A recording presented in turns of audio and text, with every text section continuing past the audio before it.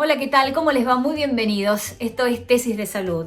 Llevamos ya más de 100 días de cuarentena y en materia de salud nos vemos afectados no solamente por el coronavirus, sino también por el encierro. Desde Tesis te seguimos acompañando, acercándote toda la información que necesitas en este contexto. Este es nuestro espacio para aprender a cuidarnos cada día más y mejor. Tesis de Salud, que empieza de esta manera.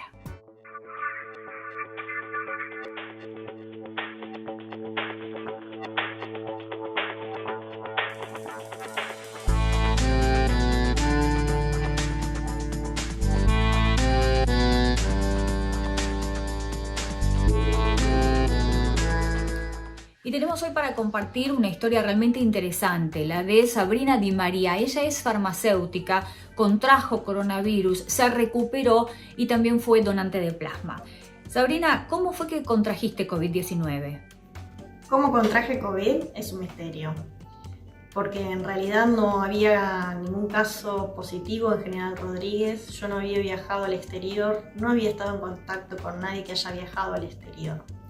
Yo el 30 de marzo me doy la vacuna contra la neumonía y la gripe y ahí me empiezo a sentir un poco mal. Estaba media desganada, con chucho de frío, pero se me pasó enseguida. Atribuí eso a la vacuna porque coincidió justo que me había vacunado.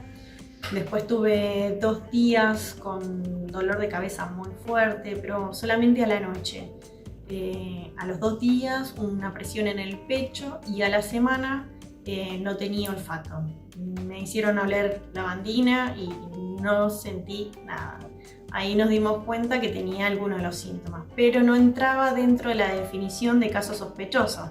En ese momento no se hisopaba a todo el mundo, sino que se hisopaba a los que habían viajado, a los que habían estado en contacto estrecho, que habían tenido fiebre y algunos de los síntomas, no, tenían que tener 2 o 3 síntomas de todos los que mencionaban en el COVID. Así que yo con lo que tuve no entraba dentro de definición de caso para poder hisoparme. Llegan a hisoparme porque un contacto estrecho mío de la farmacia le da neumonía, le internan, le hacen un hisopado, le da positivo. Como yo manifesté que tenía todos estos síntomas, me mandan a hisopar y ahí nos enteramos recién el 12 de abril que era COVID positivo. Contanos, Sabrina, cómo transitaste la enfermedad. Cómo transité la enfermedad con mucha incertidumbre de lo que podía llegar a pasar, porque yo me aislé en casa, como no tenía síntomas no me internaron, era ir a casa y estar ahí los 14 días hasta que me den el negativo. Yo vivo sola con 2 nenes, así que todo lo que usaba tenía que limpiar con lavandina. Perilla que tocaba, perilla que lavaba, le paldeaba todo el tiempo con lavandina, desinfectaba, abría las ventanas, aireaba y siempre con el miedo de no haberlos contagiado y que si no los contagié, no contagiarlos. O sea, todo el tiempo con miedo de que a ellos les pase algo. Pero bueno, por suerte ninguno de los dos se contagió. Tuve mucha contención de parte de mi familia, videollamadas, me llamó una psicóloga, porque al ser el segundo caso de Rodríguez es un pueblo y bueno, sufrimos todo lo que era la condena social, ¿no? Igual me dio mucha fuerza, yo sabía que bueno, de todo esto tenía que salir algo positivo. Así que cuando escuché lo de la donación de plasma, que bueno, que sirva para algo esto que me tocó vivir y vamos a ser solidarios y ayudar a los que no pueden salir adelante. Hoy por hoy no tenemos vacuna, esto está en estudio, pero dieron muy buenos resultados, así que decidí que cuando me recuperaba iba a ser donante de plasma. Vos fuiste donante de plasma. ¿Cómo es el procedimiento y por qué considerás que es importante donar plasma? Bueno, ¿qué es la donación de plasma, no? El plasma la donación de plasma se hace a través de una técnica muy sencilla que se llama plasmaféresis, donde se separan las células rojas, blancas y plaquetas que me devuelven al cuerpo y extraen solamente la porción líquida de la sangre, que es la del plasma, que tiene los anticuerpos. La operación dura solamente 40 minutos y uno se va a su casa a hacer las tareas habituales. ¿Por qué es importante donar, no? Porque aunque estén en estado experimental, se vio que tienen muy buenos resultados y hoy por hoy es lo más eficaz contra la enfermedad. Dio muy buenos resultados. En mi caso, la primera vez que doné, se usaron ese mismo día en 3 pacientes y me llamó la doctora para decirme que me ponga contenta, que los 3 pacientes que le habían suministrado con mi plasma, que estaban con requerimiento de oxígeno, iban directo al respirador, en menos de 12 horas evolucionaron bien y ya no necesitaban más oxígeno. Imagínense mi emoción cuando me dijeron eso. Lo primero que hice fue largarme a llorar y decir, bueno, algo vamos a sacar positivo de todo esto. Y bueno, seguí donando, ya es mi tercera donación que hice, fueron 12 bolsas que doné, así que son 12 bolsas que van a 12 pacientes que se pueden recuperar. Mi intención es que la gente que pueda donar, porque no todos pueden ser donantes, los requisitos son como la de toda donación de sangre. Le van a hacer una entrevista para ver si entra dentro de posible donante. Tiene que haber cursado la enfermedad, ya tener un negativo de 14 días y bueno, que donen porque si bien es un estudio experimental, puede salvar muchas vidas. ¿Cómo fue tu regreso al trabajo ya recuperada? ¿Cómo fue mi vuelta al trabajo? Bueno, la verdad que muy contenta porque me recibieron muy bien. La Secretaría de Salud estaban todos, se sacó foto del secretario, la secretaria, mis compañeros, en esterilización también, estaban contentos. Empecé a trabajar muy tranquila, con mis tiempos, ya no tanto estrés de la primera vez, que era conseguir todo el tiempo equipo de protección para el personal de salud. Ya estaba todo más acomodado que al principio. Ya habíamos empezado a recibir insumos de parte del ministerio, así que bueno, mucho más relajado.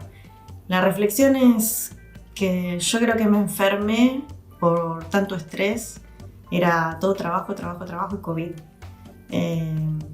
Cuando estaba transitando la enfermedad, lo que hice que me sirvió es estuve haciendo ejercicio todos los días que estuve en casa y 1 hora de meditación al día y pensar, tratar de leer un libro. 1 horita al día tenemos que dedicarnos a nosotros y pensar en cosas buenas.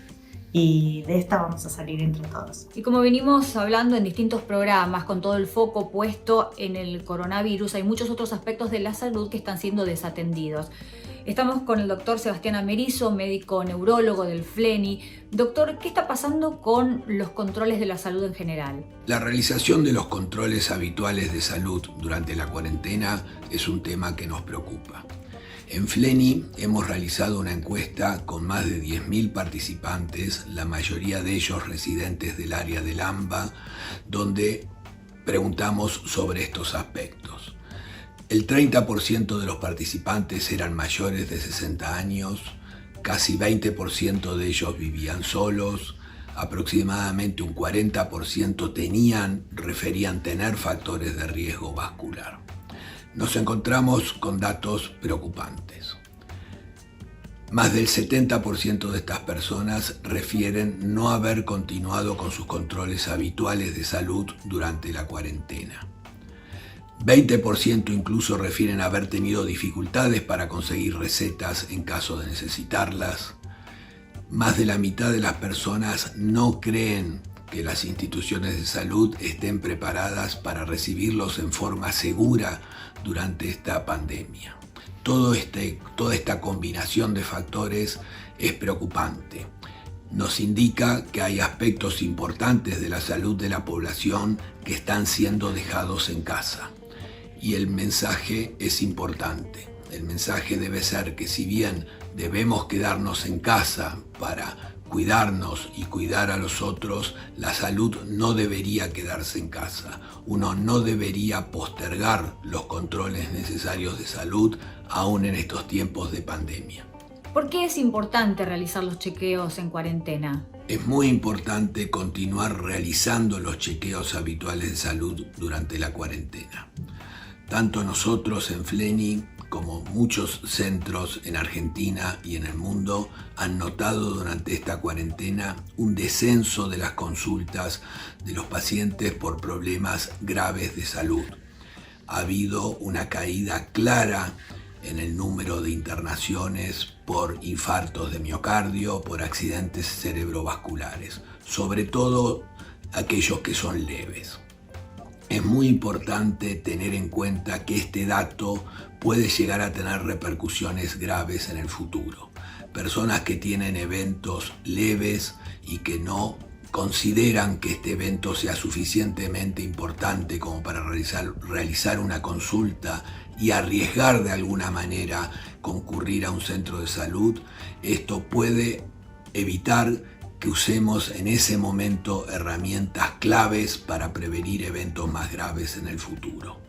Los factores de riesgo vascular como la hipertensión, la diabetes, el colesterol elevado son condiciones médicas crónicas que necesitan cuidados y controles periódicos.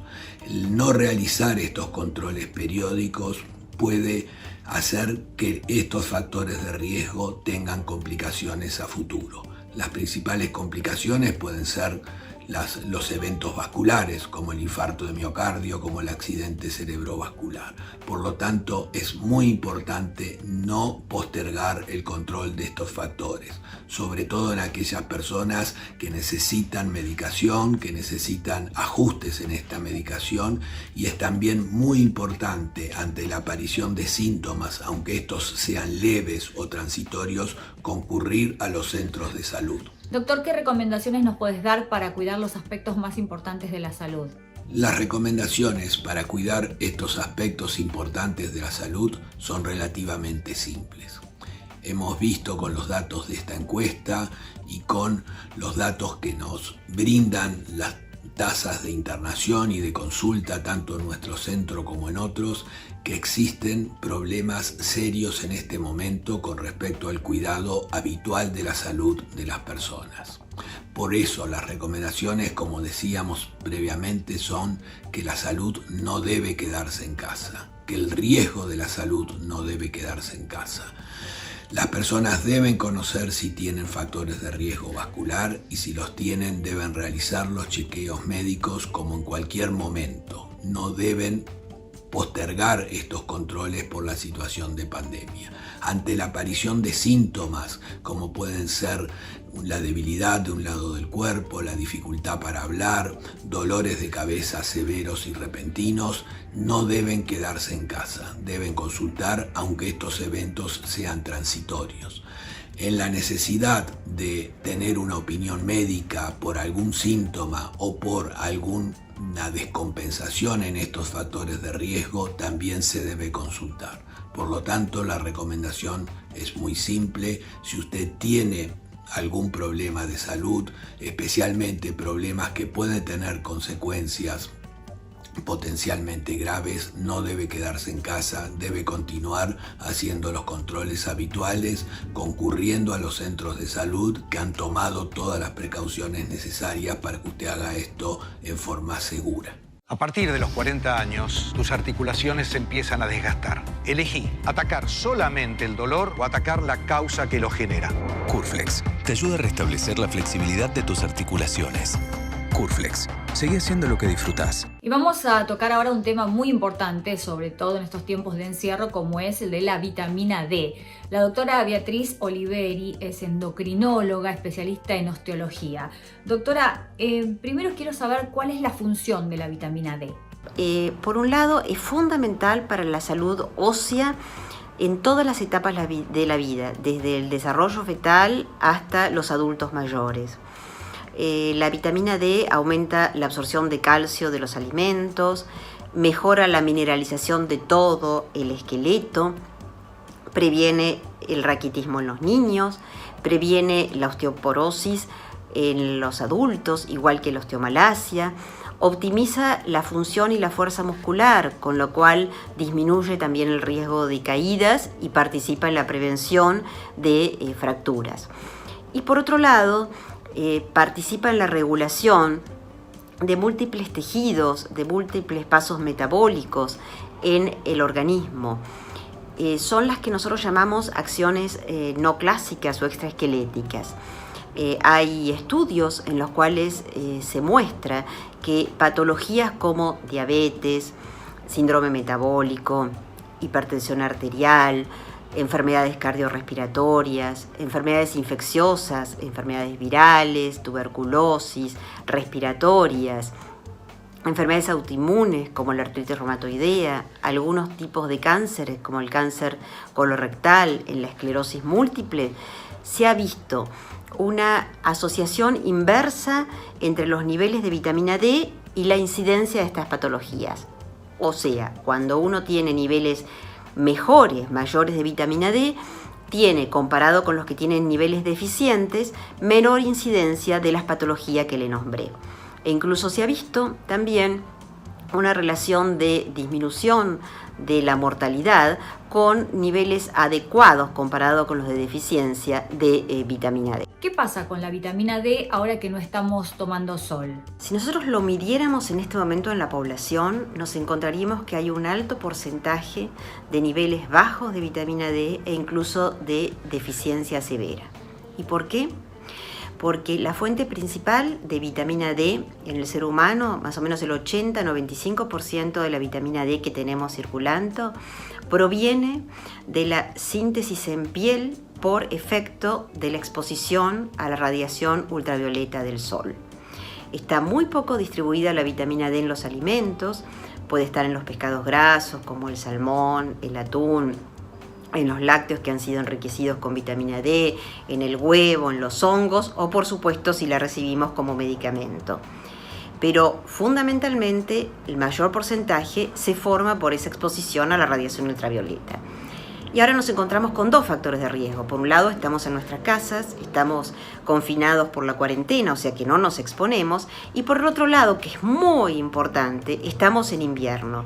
Y en invierno disminuye dramáticamente la radiación ultravioleta y la formación de vitamina D. Los estudios que hemos hecho en Buenos Aires muestran que la capacidad del sol de provocar síntesis de vitamina D en el invierno en Buenos Aires es aproximadamente el 20% de la del verano, y en lugares como Ushuaia, que son muy australes, con una alta latitud, hay un invierno que no se forma vitamina D de mayo a agosto.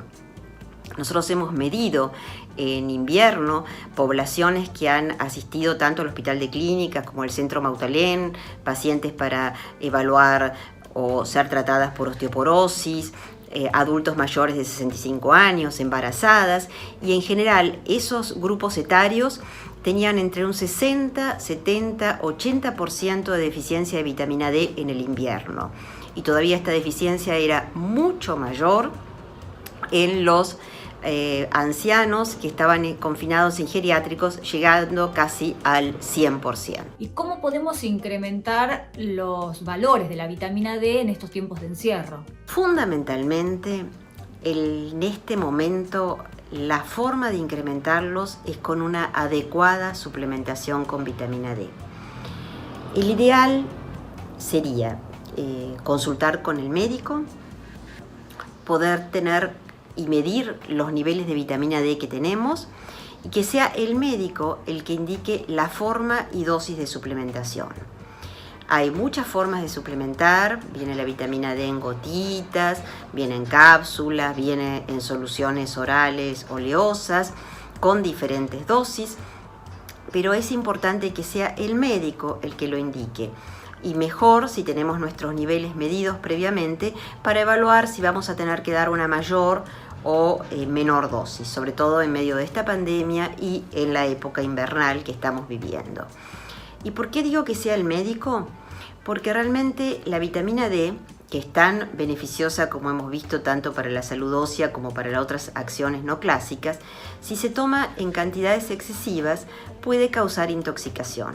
Entonces, si bien la ventana terapéutica de vitamina D es amplia, o sea que entre lo que nosotros indicamos los médicos de vitamina D y lo que es necesario o para una intoxicación hay un gran rango, hay una gran ventana, es fundamental que sea el médico el que decida, de acuerdo a los niveles, a la patología que tenga el paciente, a la edad, cuál es la cantidad y en qué forma debe tomarla. Mucho se ha hablado de la pérdida del gusto y del olfato como uno de los síntomas de coronavirus. Por eso consultamos a la doctora Patricia Portillo, otorrinolaringóloga especialista en olfato. Doctora, ¿cómo es exactamente que se da este síntoma? La alteración del gusto y del olfato en COVID-19 es de comienzo brusco, repentino. En el caso del olfato, lo habitual es tener una caída parcial o total de la percepción de olfato y este puede ser el primer síntoma o ir acompañado por otros síntomas. En el caso del gusto, habitualmente hay una caída o puede haber una distorsión del gusto. Y por gusto me refiero a dulce, salado, amargo, ácido y umami. En cuanto a la distorsión, muchas personas han descrito un gusto metálico en la boca o inclusive a veces un gusto amargo en la boca. Un detalle importante a tener en cuenta es que la pérdida de olfato en el COVID habitualmente no tiene relación con el grado de moco, congestión o nariz tapada. O sea, si uno tiene una pérdida importante del olfato y no tiene moco, congestión o nariz tapada, o tiene muy poco moco, congestión, es sospechoso de COVID-19. ¿Por qué el coronavirus causa la pérdida del gusto y del olfato? Se cree que la alteración de gusto y de olfato en el COVID-19 es por daño de los receptores del gusto que están en la boca y la garganta y por daño de los receptores del olfato que están en la nariz.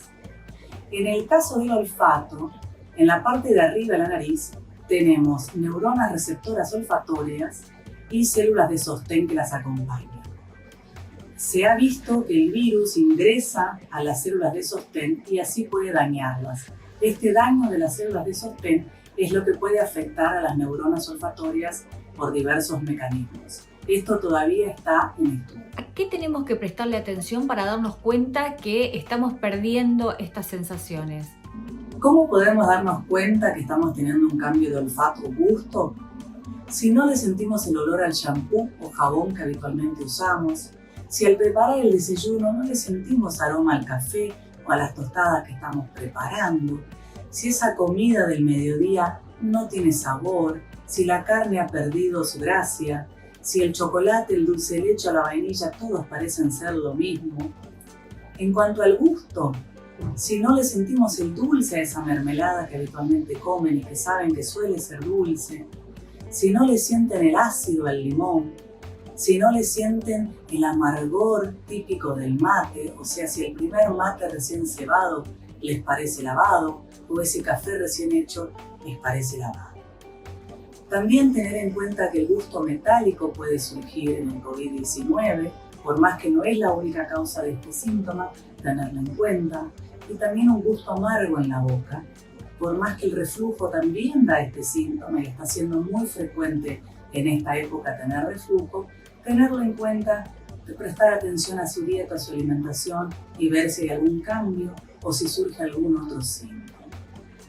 Les diría que si ustedes tienen un cambio repentino en el olfato y en el gusto, sin otra causa que lo pueda justificar, prestar atención, tenerlo en cuenta, aislarse y ante cualquier duda consultar a su médico. ¿Qué recomendaciones nos puedes dar para personas que suelen tener rinitis o sinusitis? Esta es la época en la cual las personas que sufren de sinusitis o rinitis crónicas tienden a tener aumento de sus síntomas, moco, congestión, nariz tapada y muchas veces en este cuadro va acompañado por descenso del olfato. Tener en cuenta, ustedes ya conocen sus síntomas y probablemente ya tienen un tratamiento, hacer su tratamiento. En el caso que habitualmente usen spray nasal Con corticoides sí los pueden usar, por más que probablemente han escuchado que el corticoide sí está contraindicado. También sabemos que si la nariz está muy inflamada es peor, con lo cual si suelen usar corticoides nasales y están con síntomas nasales, nariz tapada, moco, congestión, úsenlos. Si suelen usar antialérgicos, esta es una muy buena medida, ya que los antialérgicos disminuyen el moco, los estornudos y la congestión. Si la pérdida de olfato en ustedes va acompañado por el aumento de los otros síntomas nasales, piensen que probablemente sea por eso. Y si a medida que mejoran los síntomas nasales, mejora el olfato, sería una buena señal. Si ven que no mejora el olfato, también por favor consulten. Y de esta manera llegamos al final de Tesis de Salud del día de hoy. Muchísimas gracias como siempre por estar del otro lado y te esperamos la próxima semana porque ya lo sabes, juntos nos cuidamos mejor. Hasta la próxima.